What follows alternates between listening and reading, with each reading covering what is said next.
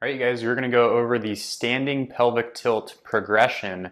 Now, you've done the supine pelvic tilt, that's laying flat on your back and arching the pelvis backward and forward.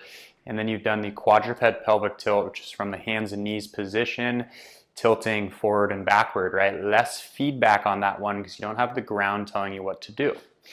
Now we're going to take this up to a standing position. It's a little bit more functional, okay?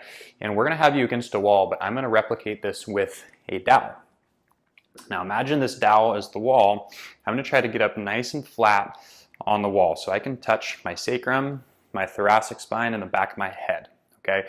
Some of you might have excessive thoracic flexion, meaning we're here and it's really tough for you to get the head back.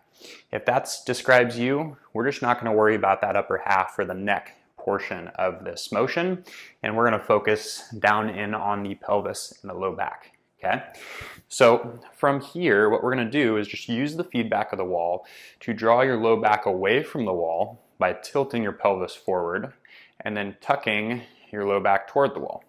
Okay, so drawing away, tucking toward.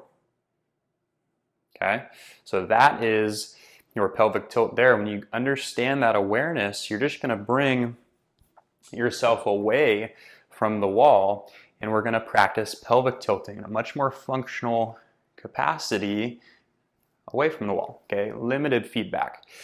Now what I want you to do is a good way to learn this is grab your hips or your pelvis and imagine that it's a bucket of water.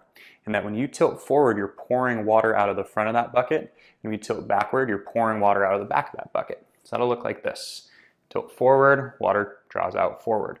Tilt backward, water goes out backward.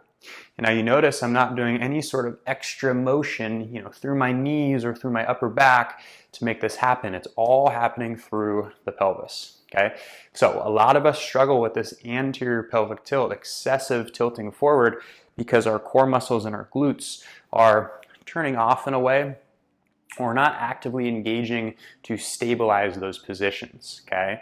So that is what we are going to work on pelvic tilting, build some awareness, and see how it goes.